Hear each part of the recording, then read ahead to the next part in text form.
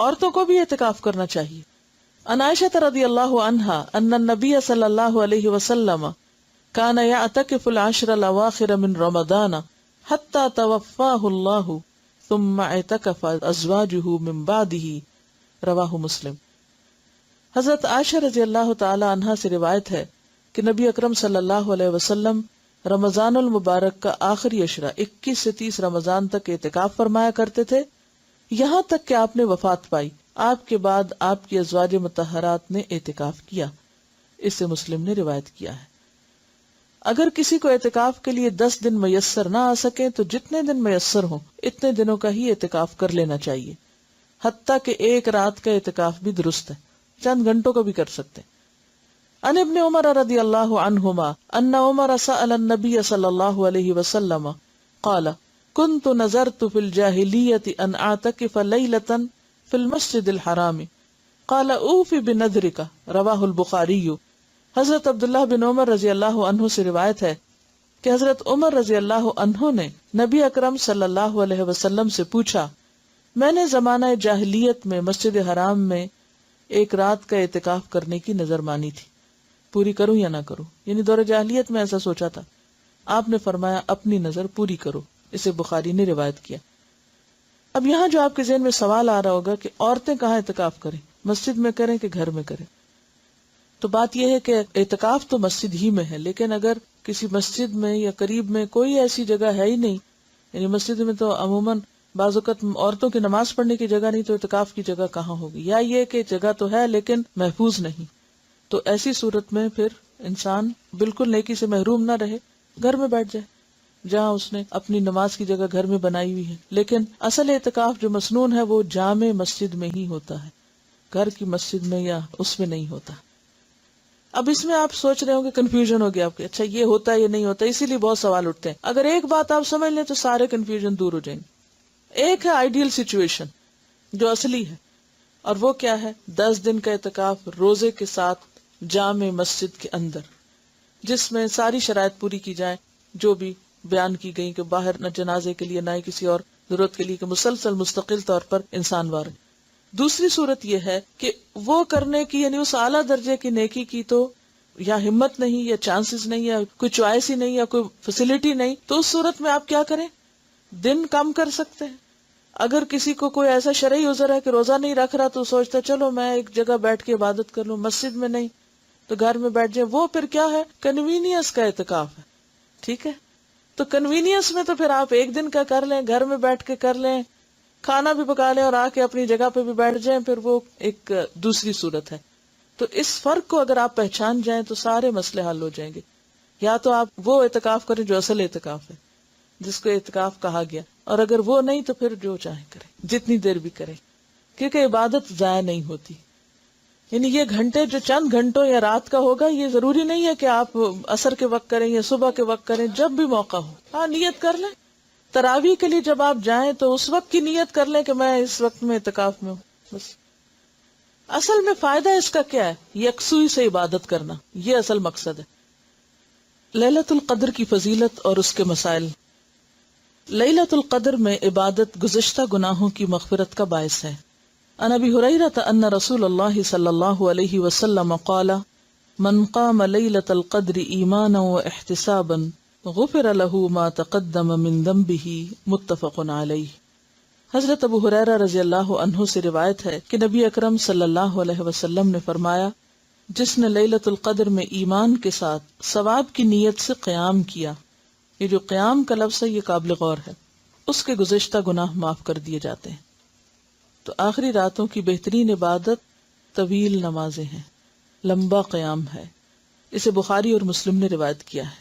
یہ الگ بات ہے کہ جن لوگوں کو نماز نہ پڑھنا ہو پھر وہ بیٹھ کے کچھ ذکر اذکار کرتے رہیں، لیکن ساری نیکیوں میں سے بہترین نیکی جو اس رات میں کی جا سکتی ہے وہ طویل قیام. لیلۃ القدر کی سعادت سے محروم رہنے والا بہت ہی بد نصیب ہے. عن انس بن مالک رضی اللہ عنہ قال دخل رمضان فقال رسول اللہ صلی اللہ علیہ وسلم ان هذا الشهر قد حضركم وفيه ليلة خير من 1000 شهر من حرمها فقد حرم الخير كله ولا يحرم خيرها الا محروم. رواہ ابن ماجہ۔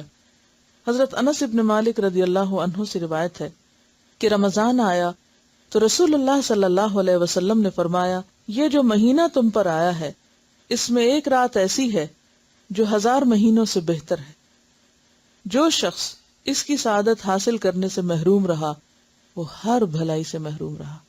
یعنی جس نے یہ چانس مس کر دیا کہ ایک رات کی عبادت 1000 مہینوں کی عبادت سے بہتر، تو پھر اس نے کتنا بڑا موقع ضائع کیا، کتنا بڑا نقصان کیا۔ نیز فرمایا لیلۃ القدر کی سعادت سے صرف بد نصیب ہی محروم کیا جاتا ہے، یعنی جو قسمت والے ہیں وہ اس کو پا لیتے ہیں اور باقی محروم رہ جاتے ہیں۔ اور پاتا کون ہے؟ جو کوشش کرتا ہے، جو محنت کرتا ہے، جو طلب رکھتا ہے۔ لیلۃ القدر رمضان کے آخری عشرے کی طاق راتوں میں تلاش کرنی چاہیے۔ عن عائشہ رضی اللہ عنہا ان رسول اللہ صلی اللہ علیہ وسلم قال تحروا لیلۃ القدر فی الوتر من العشر الاواخر من رمضان، رواہ البخاری۔ حضرت عائشہ رضی اللہ عنہا سے روایت ہے کہ رسول اللہ صلی اللہ علیہ وسلم نے فرمایا، رمضان کے آخری عشرے کی طاق راتوں میں لیلۃ القدر کی تلاش کرو۔ اسے بخاری نے روایت کیا ہے۔ تو اس سے کیا پتہ چلتا ہے کہ خاص طور پر طاق راتوں میں اہتمام کے ساتھ عبادت ہونی چاہیے اور صرف 27ویں پر ہی اکتفا نہیں کرنا چاہیے۔ رمضان کے آخری عشرے میں بہت زیادہ عبادت کرنی چاہیے۔ رمضان کے آخری عشرے میں اپنے اہل و عیال کو عبادت کے لیے خصوصی ترغیب دلانا مسنون ہے، یعنی صرف خود نہیں، بچوں کو، گھر والوں کو، اوروں کو بھی اس کی طرف توجہ دلائیں، جیسے میں آپ کو توجہ دلا رہی ہوں۔ عن عائشہ رضی اللہ عنہا قالت کان النبی صلی اللہ علیہ وسلم یجتہد فی العشر الاواخر ما لا یجتہد فی غیرہ، رواہ ابن ماجہ۔ حضرت عائشہ رضی اللہ عنہا فرماتی ہیں کہ رمضان کے آخری عشرے میں نبی اکرم صلی اللہ علیہ وسلم باقی دنوں کی نسبت عبادت میں زیادہ کوشش فرماتے۔ اگر لفظی ترجمہ دیکھیں تو زیادہ فورسفل ہے۔ یجتہد، آپ کوشش کرتے، محنت کرتے، فی العشر الاواخر، آخری عشرے میں، ما لا، جو نہیں، یجتہد، وہ کوشش کرتے تھے، فی غیرہ، اس کے سوا کسی اور میں۔ یعنی پورے سال کی عبادت ایک طرف اور اس آخری عشرے کی عبادت ایک طرف، یعنی اتنی زیادہ آپ کی توجہ اس عشرے میں عبادت کی طرف ہوتی تھی۔ عن عائشہ رضی اللہ عنہا قالت کان رسول اللہ صلی اللہ علیہ وسلم اذا دخل العشر شد مئزرہ واحیا لیلہ وایقظ اہلہ، متفق علیہ۔ حضرت عائشہ رضی اللہ عنہا فرماتی ہیں جب رمضان کے آخری 10 دن شروع ہوتے تو رسول اللہ صلی اللہ علیہ وسلم عبادت کے لیے کمر بستہ ہو جاتے، کمر باندھ لیتے، جیسے ہم کہتے ہیں نا کمر کس لو، راتوں کو جاگتے اور اپنے اہل و عیال کو بھی جگاتے، یعنی گھر والوں کو بھی ساتھ شریک کرتے۔ اسے بخاری اور مسلم نے روایت کیا ہے۔ آخری عشرے کی تمام راتوں میں جاگنے کی فرصت نہ پانے والوں کے لیے لیلۃ القدر کا بھرپور ثواب حاصل کرنے کے لیے 2 اہم احادیث، یعنی اگر کسی میں اتنی ہمت نہ ہو یا ایسی مصروفیت اور مجبوری ہو کہ پورا آخری عشرہ اعتکاف نہیں کر سکتے یا خاص عبادت نہیں کر سکتے، تو پھر وہ کیا کریں۔ عن ابی ذر رضی اللہ عنہ قال قال رسول اللہ صلی اللہ علیہ وسلم انہ من قام مع الامام حتی ینصرف کتب له قیام لیلۃ، رواہ الترمذی۔ حضرت ابو ذر رضی اللہ عنہ کہتے ہیں رسول اللہ صلی اللہ علیہ وسلم نے فرمایا، جس نے رمضان میں امام کے واپس ہونے تک امام کے ساتھ قیام کیا، یعنی با جماعت تراویح ادا کی، اس کے لیے ساری رات قیام کا ثواب لکھا جائے گا۔ اسے ترمذی نے روایت کیا ہے۔ عن عثمان بن عفان رضی اللہ عنہ قال سمعت رسول اللہ صلی اللہ علیہ وسلم یقول من صلی العشاء فی جماعت فکأنما قام نصف اللیل ومن صلی الصبح فی جماعت فکأنما صلی اللیل کلہ، رواہ مسلم۔ حضرت عثمان بن عفان رضی اللہ عنہ کہتے ہیں میں نے رسول اللہ صلی اللہ علیہ وسلم کو فرماتے ہوئے سنا، جس نے عشاء کی نماز با جماعت ادا کی اس نے گویا نصف رات قیام کیا، اور جس نے نماز عشاء با جماعت ادا کرنے کے بعد صبح کی نماز با جماعت ادا کی اس نے گویا ساری رات قیام کیا۔ اسے مسلم نے روایت کیا ہے۔ رمضان المبارک میں رسول اللہ صلی اللہ علیہ وسلم کثرت سے تلاوت قرآن اور انفاق فی سبیل اللہ فرمایا کرتے تھے، یعنی نماز کے بعد 2 مزید نیکی کے کام کیا ہیں؟ قرآن کا کثرت سے پڑھنا اور تلاوت کا معنی آپ سمجھتے ہیں اچھی طرح. اور انفاق فی سبیل اللہ کرنا، یعنی تلاوت سے مراد صرف ختم پہ ختم کرتے جانا نہیں بلکہ سمجھ سمجھ کے پڑھنا بھی. عن ابن عباس رضی اللہ عنہما قال كان النبي صلی اللہ علیہ وسلم اجود الناس بالخير وكان اجود ما يكون في رمضان حين يلقاه جبريل وكان جبريل عليه السلام يلقاه كل ليلة في رمضان حتى ينسلخ يعرض عليه النبي صلى الله عليه وسلم القرآن فإذا لقيه جبريل عليه السلام كان أجود بالخير من الريح المرسلة متفق علیہ.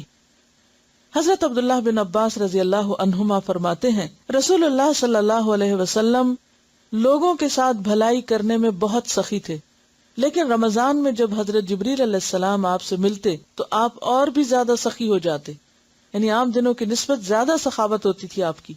رمضان میں حضرت جبریل ہر رات آپ سے ملا کرتے اور نبی اکرم صلی اللہ علیہ وسلم رمضان گزرنے تک انہیں قرآن مجید سناتے. اس سے کیا پتہ چلتا ہے؟ سیکھنے سکھانے کا عمل بند نہیں کر دینا چاہیے.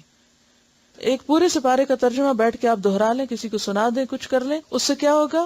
سبق بھی پکا ہو جائے گا اور یہ سنت بھی پوری ہو جائے گی کہ آپ صلی اللہ علیہ وسلم ہر رات جبریل سے ملاقات کرتے اور رمضان گزرنے تک انہیں قرآن مجید سناتے تھے. کیونکہ پڑھنا پڑھانا جو ہے افضل ترین عبادت ہے، یہ کبھی نہ بھولے آپ کو. جب جبریل علیہ السلام آپ سے ملتے تو آپ کی سخاوت تیز ہواؤں سے بھی زیادہ بڑھ جاتی. تیز آندھی جب چلتی ہے تو ہر چیز اس کی زد میں آ جاتی ہے. تو اسی طرح آپ کی سخاوت ایسی ہوتی کہ جس سے سارے فائدہ اٹھاتے. اسے بخاری اور مسلم نے روایت کیا ہے.